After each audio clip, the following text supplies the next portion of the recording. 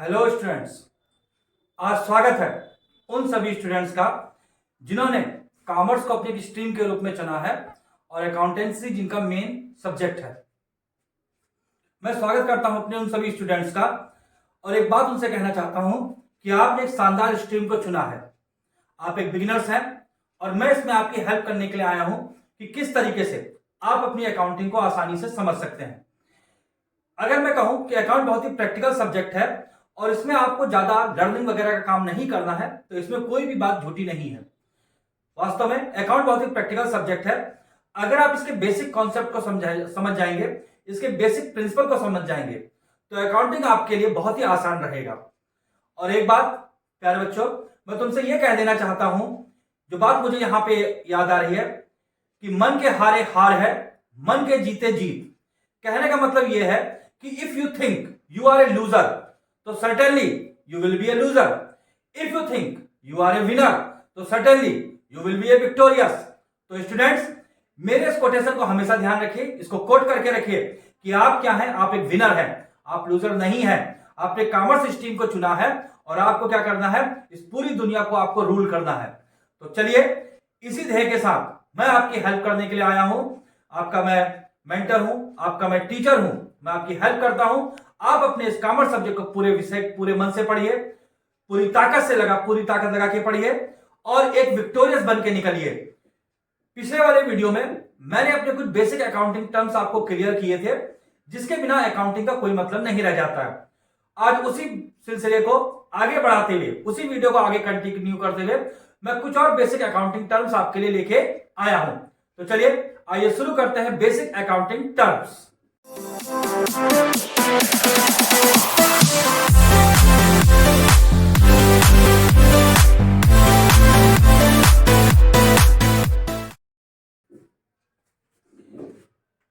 Students, आज जो accounting term मैं आपको पहले पढ़ाने वाला हूं वो है असेट्स। ये बहुत ही इंपॉर्टेंट अकाउंटिंग टर्म है और आपको कायदे से समझ जाना चाहिए कि असेट्स क्या होती है, असेट्स हम किसको कहते हैं। पहले हम देख लेते हैं कि क्या असेट होती है। Assets are valuable resources. Assets वो वैल्यूएबल रिसोर्सेस हैं, यानी कि मूल्यवान स्रोत हैं। वो वैल्यूएबल रिसोर्सेस हैं ओन्ड बाय ए बिजनेस। जिसका मालिक कौन होता है? जिसका मालिक एक बिजनेस होता है। यानी कि असेट्स को कौन ओनर होता है? असेट्स का मालिक बिजनेस होता है एट ए मेजरेबल मनी कॉस्ट। यानी कि असेट्स को जो है वो किसी ना किसी मनी कॉस्ट के ऊपर मेजर किया जा सकता है। यानी कि असेट की कोई ना कोई वैल्यू हो सकती है। जैसे अगर हमारे यहां कोई मशीन लगी है तो मशीन की वैल्यू 10 लाख भी हो सकती है, 20 लाख भी हो सकती है। बिल्डिंग है 1 करोड़ की है, 10 करोड़ की है, तो ये सब क्या है, ये सारी की सारी असेट कहलाएंगी। अब आगे देखते हैं, एक और पॉइंट है, असेट्स आर आइटम्स। असेट्स ऐसे आइटम होते हैं ऑफ वैल्यू, जो किसी मूल्य के होते हैं, यूज्ड बाय द बिजनेस। जिसका यूज कौन करता है? जिसका यूज बिजनेस करता है इन इट्स ऑपरेशन। अपने कार्यों को पूरा करने के लिए, अपने ऑपरेशंस को पूरा करने के लिए उसको हम क्या बोलते हैं? उसको हम असेट्स बोलते हैं।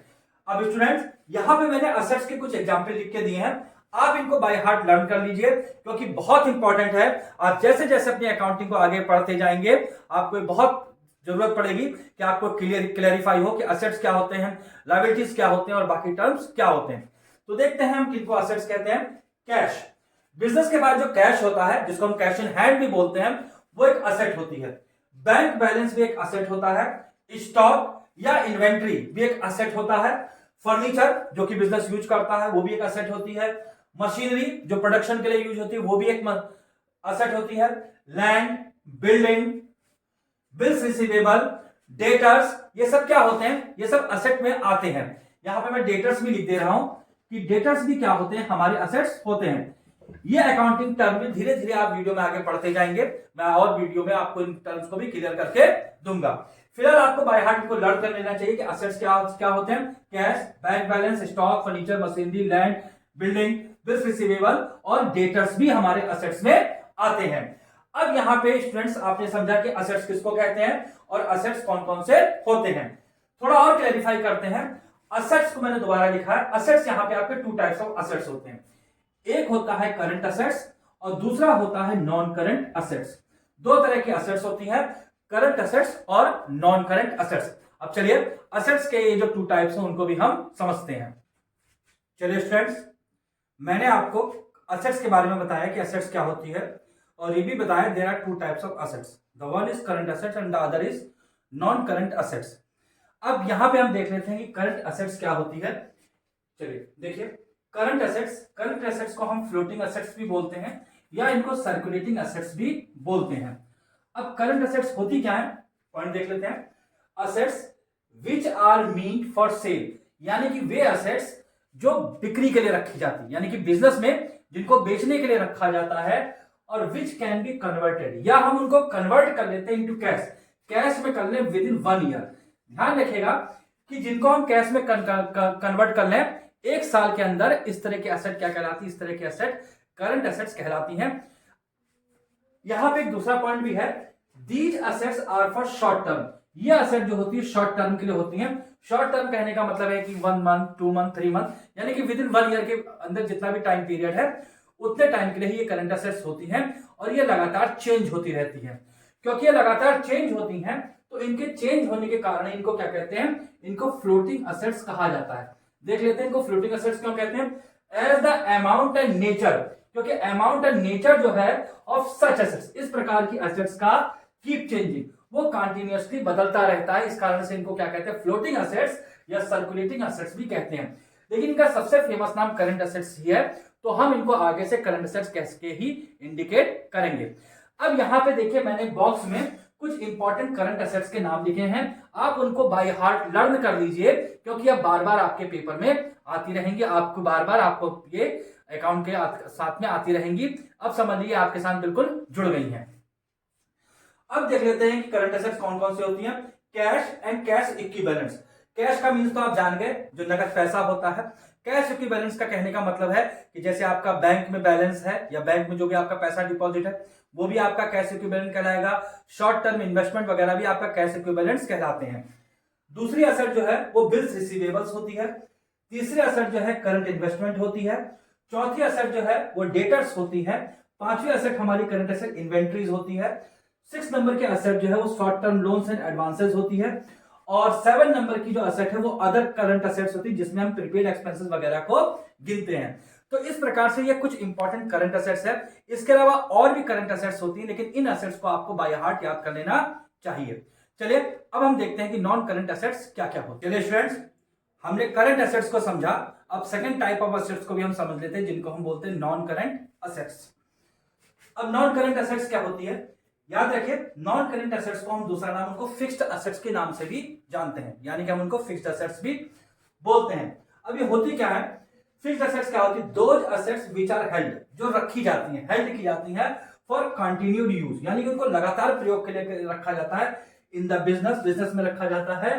फॉर प्रोड्यूसिंग, इस बात को ध्यान दीजिएगा, क्या करने के लिए, प्रोड्यूसिंग गुड्स को प्रोड्यूस करने के लिए या सर्विस को प्रोड्यूस करने के लिए जिनको रखा जाता है उनको हम नॉन करंट असेट्स बोलते हैं।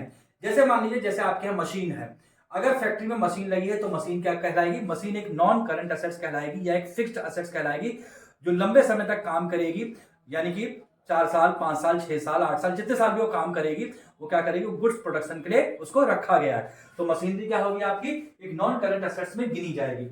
अब ये क्या होती है, these assets are not for sale, यानी कि ये असेट जो होती है वो सेल के लिए नहीं होती है, जबकि इसके उल्टा जो करंट असेट जो होती है वो सेल के पर्पस से ही ली जाती हैं। अब यहां पे मैंने कुछ नॉन करंट असेट्स के कुछ एग्जांपल्स दिए हैं, जिनको मैंने ब्लॉक में करके रखा है, देखिए इनको और इनको लर्न कर लीजिए, ये आपके सामने आ सकती हैं। जैसे नॉन करंट असेट्स या फिक्स्ड असेट कौन कौन सी होती हैं, land, building, plant, machinery, computer, motor vehicles, furniture, non current investment, deferred tax assets, goodwill, patents, copyright,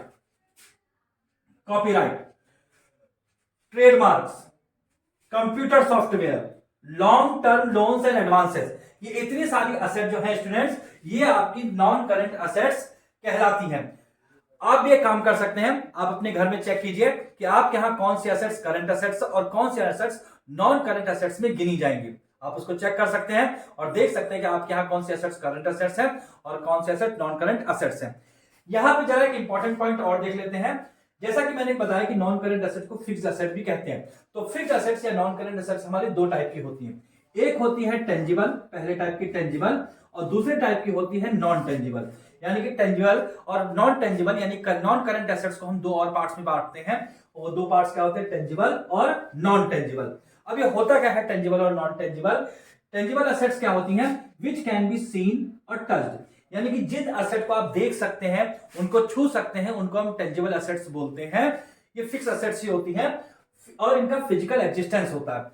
अब मैंने इतनी सारी एसेट्स दी हैं, क्या आप इसमें कैटेगराइज कर सकते हैं कौन कौन से एसेट टेंजिबल एसेट्स हैं? जैसे कि लैंड, इसको आप देख सकते हैं, छू सकते हैं, तो ये आपकी टेंजिबल एसेट्स होगी। इसी तरीके से building, plant, machine, computer, motor vehicle, furniture, ये सब क्या है, ये सब आपकी टेंजिबल एसेट्स में गिनी जाएंगी, क्योंकि इनको देख सकते हैं, इनको छुआ जा सकता है और इनका फिजिकल एग्जिस्टेंस भी होता है। अब दूसरे टाइप की जो फिक्स्ड एसेट्स होती हैं वो होती है नॉन टेंजिबल। अब नॉन टेंजिबल क्या होती हैं? वो टेंजिबल के जस्ट अपोजिट होती है, यानी कि which can not be seen और टच, यानी कि ना तो जिनको हम देख सकते हैं ना जिनको छू सकते हैं, उनको हम नॉन टेंजिबल एसेट्स बोलते हैं। इनका कोई फिजिकल एग्जिस्टेंस भी नहीं होता है, यानी कि इनको आप देख और छू नहीं सकते, तो सीधी बात है कि उनका कोई फिजिकल एग्जिस्टेंस नहीं होता है। अब ये कौन कौन सी इसमें हम कैटेगराइज करेंगे? अब नॉन करंट एसेट्स में हम कैटेगरी यानी कि नॉन टेंजिबल एसेट्स में हम कैटेगराइज करेंगे, जैसे कि गुडविल। गुडविल क्या है? एक आपकी नॉन टेंजिबल एसेट्स है। Patents, copyright, trademarks, computer software, ये सब क्या है? ये सब आपके नॉन टेंजिबल एसेट्स में गिने जाएंगे, लेकिन है सब ये फिक्स्ड एसेट्स ही। तो स्टूडेंट्स, इस तरीके से मैंने आपको एसेट्स समझाए। अब चलिए हम अगला टॉपिक भी देखते हैं। स्टूडेंट्स, मैंने आपको एसेट्स बताई।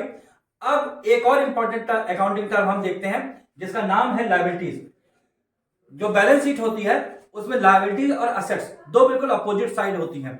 चलिए हम लायबिलिटीज को देखते हैं कि लायबिलिटी, जितना आपके लिए एसेट्स जानना जरूरी है उतना ही जरूरी आपके लिए लायबिलिटीज को जानना भी है। इस बात को समझ लीजिए। अब देखते हैं कि लायबिलिटीज क्या होती है। अब लायबिलिटीज क्या है students? Liabilities are obligations. Liabilities क्या होते हैं? ऑब्लिगेशंस होते हैं। इस बात को ध्यान रखिएगा कि लायबिलिटीज क्या होते हैं, फर्म के ऊपर, कंपनी के ऊपर, बिजनेस ओनर्स के ऊपर क्या होते हैं? ऑब्लिगेशंस होते हैं, या उनको डेब्ट्स भी कहते हैं। दैट एन एंटरप्राइज, जो एक एंटरप्राइज को यानी कि एक बिजनेस कंसर्न को हैज टू पे, उनको चुकाना होता है सम टाइम इन फ्यूचर, यानी कि भविष्य में कभी ना कभी आपको चुकाना ही होगा। चलिए थोड़ा उसको और आसान कर लेते हैं। जैसे हमने किसी से अगर लोन लिया है तो उस लोन को हमें किसी ना किसी समय तो चुकाना ही पड़ेगा, इसी को हम लायबिलिटीज बोलते हैं। कंपनी में ये एक वाइड टर्म के रूप में यूज होता है। तो लायबिलिटी क्या है? लायबिलिटी को इस तरह हम समझ सकते हैं कि लायबिलिटी कंपनी के द्वारा लिए गए वो ऑब्लिगेशंस हैं, वो लोन्स हैं जो कंपनी को किसी ना किसी समय चुकाने ही पड़ेंगे। अब आगे क्या देखते हैं? दे रिप्रेजेंट, यानी कि लायबिलिटी क्या रिप्रेजेंट करते हैं? Liability creditors claims. Liability creditors claims को रिप्रेजेंट करते हैं ऑन द असेट्स, यानी असेट्स के ऊपर। इस पॉइंट को भी हम जरा समझ लेते हैं कि लायबिलिटी जो होते हैं क्लेम्स होते हैं क्रेडिटर्स के। क्रेडिटर्स का मतलब वे व्यक्ति होते हैं जिनको हमें पैसा चुकाना होता है, तो इनको हम क्रेडिटर्स बोलते हैं। तो लायबिलिटी जो होती है क्रेडिटर्स क्लेम्स के ऊपर होता है। क्या होता है? क्रेडिटर्स क्लेम किसके ऊपर होता है? असेट्स के ऊपर होता है। यानी कहने का मतलब यह है कि अगर हम क्रेडिटर्स के पैसे नहीं चुका पाएंगे तो हमारी असेट्स को बेच के वो पैसा वसूल किया जाएगा। इसी कारण से लायबिलिटीज को क्या बोलते हैं? Liabilities are the claims on, liabilities are the creditors claim on assets. इस बात को आप समझ गए होंगे। इसीलिए हम कहते हैं कि लायबिलिटीज क्या है? लायबिलिटी जो है वो क्रेडिटर्स क्लेम है ऑन असेट्स। चलिए कुछ इंपॉर्टेंट लायबिलिटीज को हम देख लेते हैं, इनको आप लर्न कर लीजिएगा, ये आपके काम आएंगी। जैसे एक लायबिलिटी होती है कैपिटल, एक लायबिलिटी होती है एक्यूमुलेटेड प्रॉफिट, यानी कि जो प्रॉफिट फर्म अर्न करती है वो प्रॉफिट ऐसा नहीं है कि जो फर्म है या बिजनेस ओनर जो उसको अपनी जेब में रख लेते हैं, वो प्रॉफिट जो है वो कई लोगों में डिस्ट्रीब्यूट होता है, इसलिए ये प्रॉफिट भी होता है। वो क्या होता है? वो भी फर्म के ऊपर या कंपनी के ऊपर या ओनर के ऊपर क्या होती है? लायबिलिटी होती है। और क्या होते हैं?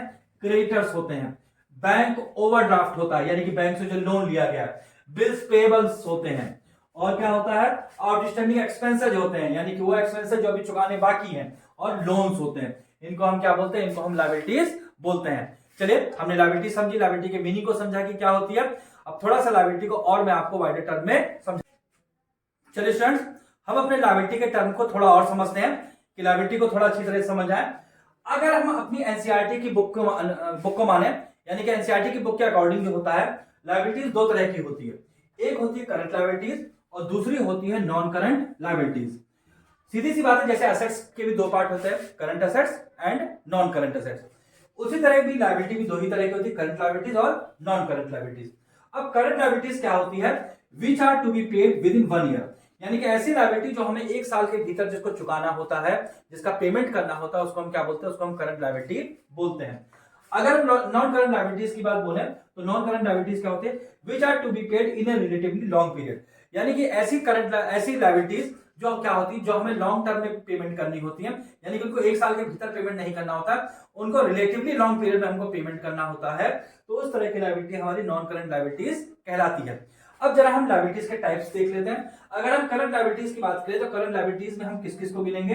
Bank overdraft, bill payable, creditors, outstanding expenses, short term loans and provisions. अगर हम नॉन करंट लायबिलिटीज में देखें तो हम इसमें किनको गिनेंगे? Long term borrowings, deferred tax liability, long term provision और अदर लॉन्ग टर्म लायबिलिटीज। तो स्टूडेंट्स, इस तरीके से ये हमारी करंट लायबिलिटीज हैं और इस तरीके से हमारी नॉन करंट लायबिलिटीज है। इनको आप लर्न कर लीजिए, ये आपके आगे बहुत काम आने वाली है, ये टर्म आपके बहुत काम आने वाले हैं। तो स्टूडेंट्स, आज के लिए मैंने आपको इस वीडियो में असेट्स और लायबिलिटीज के बारे में बताया और ये भी बताया कि असेट्स और लायबिलिटी क्या होती है, कितनी टाइप्स की होती हैं। अब आज का वीडियो यहीं पे मैं खत्म करता हूं।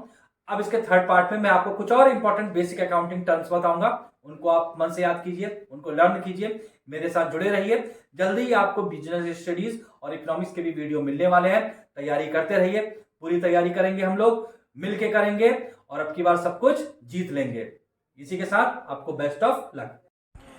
स्टूडेंट्स, आज के हमारे वीडियो रिलेटेड क्वेश्चन है। मेरा पहला क्वेश्चन है what are non current assets. आज का दूसरा क्वेश्चन है goodwill is what type of assets. और आज का तीसरा क्वेश्चन है व्हाट आर करंट लायबिलिटीज। अगर आपने मेरे वीडियो को अच्छी तरीके से देखा है, उसको समझा है, तो आपको इन क्वेश्चंस के आंसर देने में कोई परेशानी नहीं होगी। अगर नहीं दे पाते हैं तो वीडियो को फिर से एक बार रिवर्स करके देखिए और इन क्वेश्चंस के आंसर को जानिए।